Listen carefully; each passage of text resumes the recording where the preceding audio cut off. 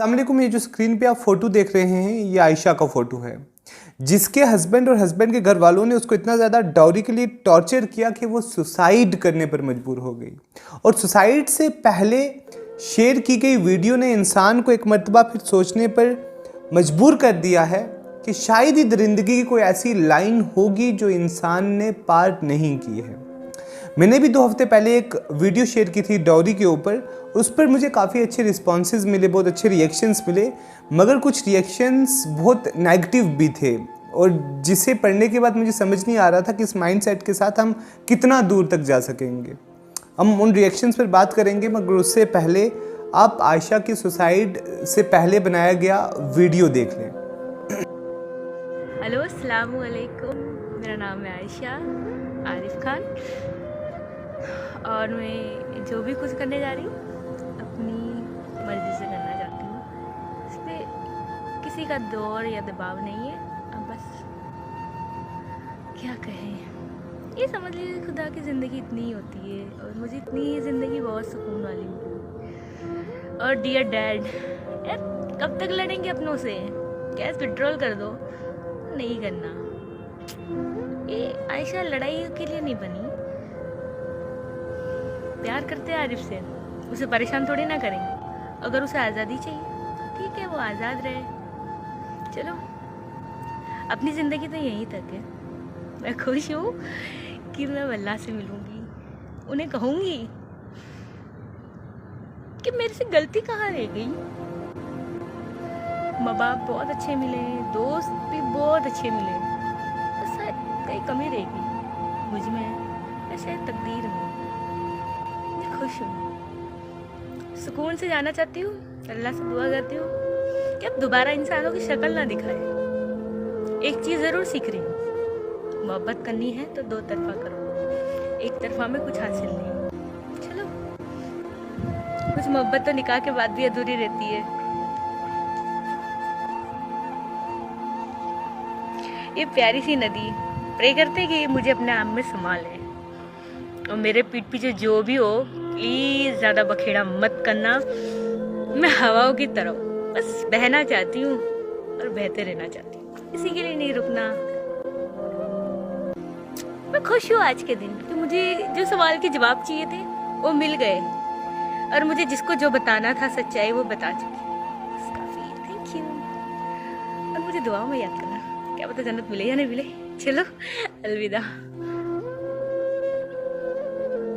इस वीडियो के कुछ देर बाद आयशा ने सबरमती नदी में कूदकर अपनी जान दे दी। जान देने से पहले आयशा ने अपने हस्बैंड के साथ बात भी की, बहुत जेंटली बात की, मगर उसका हस्बैंड उसको कहता रहा, टॉर्चर करता रहा डाउरी को लेकर। और उसने यहाँ तक कहा कि अगर वो मरना चाहती है तो वो मर जाए और अपने मरते हुए वक्त की वीडियो वो उसको भेज दे। और फिर आयशा ने वही किया जो उसका हस्बैंड चाहता था। ये जो स्माइल आप आयशा के चेहरे पर देख रहे हैं, ये स्माइल नहीं है, ये सोसाइटी के चेहरे के ऊपर थप्पड़ है कि हमने इस सोसाइटी को इतना ज़्यादा क्रूअल बना दिया है कि कोई भी अच्छा इंसान इस सोसाइटी में रहना तक पसंद नहीं करता है। और आप इस क्रूअल्टी का अंदाज़ा लगाएं कि ये आयशा की एक वीडियो है जो हाईलाइट हुई है, ये आयशा का एक केस है जो हाईलाइट हुआ है। इस तरह का कम से कम हर घंटे एक केस रिपोर्ट होता है।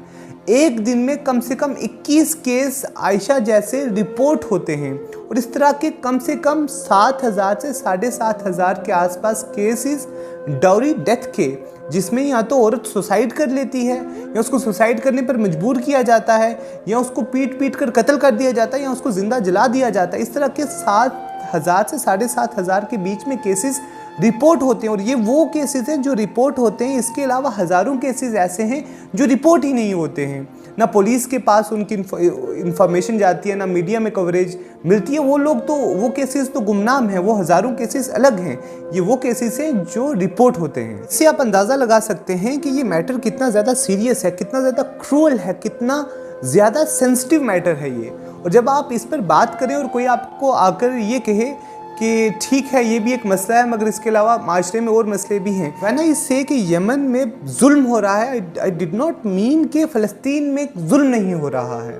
व्हेन आई से कि murder is a crime, I did not mean कि चोरी क्राइम नहीं है, मगर आप चोरी को मर्डर के साथ कंपेयर नहीं कर सकते।